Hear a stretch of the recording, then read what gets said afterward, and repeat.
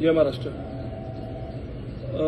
मी आज आपल्यासमोर 2-3 दिवसाच्या नंतर आज पहिली वेळ मी पोस्ट करत आहे. बऱ्याच दिवसापासून वेगवेगळ्या चर्चेला उधाण येत आहे. प्रथमतः तर मी तुम्हाला सगळ्याला सांगू इच्छितो की मी कोणावरही नाराज वगैरे होऊन गेलेलो नाहीये. उद्धव साहेबांवर तर मुळीच नाराज नाहीये. उद्धव साहेबांनी मला खूप प्रेम दिलं, त्याबद्दल दुमत नाहीये. आणि राऊत साहेब किंवा हे कोणती मोठी मंडळी जर कोणी बोलत असेल तर ते त्यांचा हक्क आहे. त्यांनी माझ्यावर खूप मोठं प्रेम केलेलं आहे, त्याच्यामुळे ते बोलतील. काही अडचणीचं नाही. माझ्या वडिलाप्रमाणे आहेत ते बोलले तर मला काही त्याच्यात वाईट वाटणार नाही. पण हे सगळं करत असताना 18 तारखेपर्यंत तरी आम्ही कोणीच कुठे गेलेलो नव्हतो.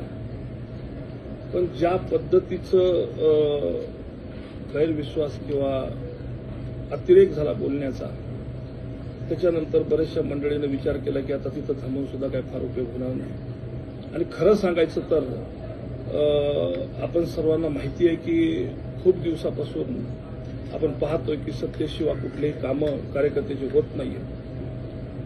त्यामुळं कदाचित या सगळ्या गोष्टीचा जे काही मी पाऊल उचललं त्याच्या मागचं एक मोठं कारण असू शकते की माझ्या मतदारसंघामध्ये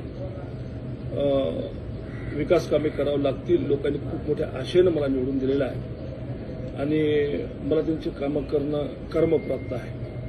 आणि तुम्हालाही माहिती आहे सगळ्याला की आपल्याला कुठल्याही प्रकारची निधी मिळत नव्हती. माझ्याकडं जे असणारे 5 कोटी रुपये जे MP लाडमधून मिळतात ते अतिशय अपुरे आहेत. आणि प्रत्येक गावात गेले की प्रत्येकाला काही ना काहीतरी अपेक्षा आहे. ज्यांनी खूप मोठ्या आशेनं मला खासदार म्हणून निवडून दिलेलं आहे. तर मी यांची कामे कशी करायची किंवा निधी कुठून मिळवायचा किंवा मग लोकांची जी काही कामं असतील, मग तहसीलमधले असो, पंचायतमधले असो, नगरपंचायतमधले असो, नगरपालिकेतले कोणचे फॉरेस्टचे असो किंवा कुणाचे कुठलेही जे काही कामं करायची असतील तर तुम्हाला सगळ्याला माहिती आहे की हे कामं होत नव्हते. सत्तेमध्ये असल्याशिवाय करता येत नव्हते. त्यामुळं हे पाऊल उचललं असेल. कदाचित बऱ्याच जणांना पटलंही असेल, बऱ्याच जणांना पटलंही नसेल. पण मी जसं सांगत असतो की जनता जनार्दन आहे आणि मला माझ्यावर खूप त्या लोकांनी सगळ्यांनी प्रेम केलेलं आहे. मला खूप मोठ्या आशेने निवडून दिलेलं आहे. आणि मी त्यावेळेस कदाचित मी म्हणत होतो निवडणुकीच्या आधी की मी तुमच्या सालाना मला ठेवा आणि मी तुमचं साल नेकीनं पार पाडेन. मी 2 वर्षापासून प्रयत्न करतोय. सगळं निष्ठेनंच आपल्यासोबत आहे, पुढेही राहणार आहे. पण मला काम जर तुमचे जर करायचे असतील, जर निधी जर आणायचा असेल, आपल्याकडे विकास जर आणायचा असेल तर सत्तेत जाणं हे कर्मप्राप्त आहे. आणि त्यामुळं हे पाऊल मी उचललेलं आहे. जसं मी बोललो होतो की आपल्या सालानी मला ठेवा, मी नेकीनं काम करेल, तसंच मी आजही बोलतोय की मी तुमचे नक्की नेकीनं काम करेल आणि माझ्यावर जी तुम्ही जबाबदारी टाकलेली आहे ते मी पूर्णपणे पार पाडेल. त्याबद्दल दुमत कोणी बाळगायचं कारण नाहीये. आता बरीचशी मंडळी माझ्यावर खुश असू शकते, बरीचशी मंडळी माझ्यावर नाराज असू शकते. पण ज्यांना कळायला असेल की मी का गेलोय तर ते लक्षात घेतील. गेल्या जवळपास वडिलांनी राजकारण थांबवलं तसं 17 वर्षापासून तुम्ही मला ओळखता. मी तुमच्या सानिध्यात आहे. तुम्ही मला खूप मदत केली, खूप माझ्या पाठीशी खंबीरपणे उभा टाकलात आणि तुम्हालाही माझा स्वभाव माहीत आहे. मी कुणालाही सोडणारा माणूस नाही आहे. एकटा अर्धवट गोष्टीमध्ये मी कधी पडत नाही, अर्धवट गोष्टी कोणत्याच करत नाही. माझ्यासोबत जी मंडळी 17 वर्षापासून आहे ते आजही आहे. मला सोडून कोणी गेलेलं नाहीये. पण कामं होत नसल्यामुळे बरेचसे कार्यकर्ते नजीकच्या काळामध्ये पक्ष सोडून जाऊ लागले आणि कामं होत नसल्यामुळे माझाही म्हणजे पर्याय राहिला नव्हता माझ्याकडे.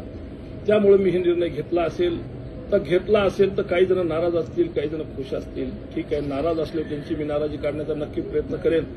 माझ्या कामातून, माझ्या कार्यातून, माझ्या विकास कामातून मी त्यांना मनवण्याचा प्रयत्न करेन, मी त्यांना रिझवण्याचा प्रयत्न करेन आणि माझ्या कार्यातून त्यांना मी नक्की एका दिवशी त्यांना चांगलं वाटेल आणि ते माझ्यावर खुश होतील असा मी प्रयत्न नक्की करेन. पण जर कोणी नाराज होतच असेल तर त्याला माझा पर्याय नाही. मी सगळ्यांना विनंती करणार आहे की माझ्यासोबत राहा. मला जशी पहिली साथ दिली तशी आताही साथ द्या आणि मी तुम्हाला कुठेही नाराज करणार नाही. मी सगळ्या गोष्टीचा विचार करून गेलो. मी कार्यकर्त्याचा विचार करून गेलो, मी पदाधिकाऱ्याचा विचार करून गेलो. मी सगळ्यांना समान न्याय देण्याचा प्रयत्न करीन. मी सगळ्याला सोबत घेऊन चालण्याचा प्रयत्न करेन. मी कार्यकर्त्याला उभारी देण्याचा प्रयत्न नक्की करेन. आपण जे माझ्यावर विश्वास ठेवला होता, आजही विश्वास ठेवा. मी तुमच्या विश्वासाला तडा जाऊ देणार नाही. आणि मी काय दुसरं कुठं गेलेलो नाही आहे. शिवसेनेतून शिवसेनेतच गेलेला आहे. विचारधाराला कधीही बाजूला टाकलेलं नाहीये. विचारधारा सोडून मी कधी वागलेलो नाहीये आणि पुढेही कधी वागणार नाहीये. मी शिवसेनेतच आहे, शिवसेनेतच राहणार आहे. त्यात काही दुमत नाही. विचारधारा मी नाही सोडलेली आहे बांधवांनो, तसेच त्याची काही काळजी करू नका. पण काही मंडळी मी बघतोय की रागाच्या भारामध्ये काहीतरी असंविधानिक बोलतायत. माझी विनंती आहे आपल्याला, हात जोडून विनंती आहे आपल्याला, असंविधानिक नका बोलू. संविधानिक बोला. तुमचा राग करायचा व्यक्त व्हा, नक्की व्यक्त व्हा. मी जर कुठं चुकलो असेल तर माझ्यावर राग करणं तुमचा हक्क आहे, मला नक्की करा, पण असंविधानिक नाही. असंविधानिक बोलू नका, विनंती आहे आपल्याला. कारण कसं आहे की एकदा माणसाचे मन तुटल्याच्या नंतर पुन्हा जुटत नसतात आणि बोलणं हे थोडंसं म्हणजे बोलणं हे शस्त्रापेक्षाही मोठं असतं. एकदा बोलून जातं माणूस, बोलताना पण पुन्हा त्याची भरपाई होत नाही. त्यामुळे कृपया विनंती आहे आपल्याला की असंविधानिक नका बोलू. बाकी आपल्याच गावच्या बाबळीन, आपल्याच गावच्या पोरी आपण सगळेजण वापस एका जागीत असणार आहोत.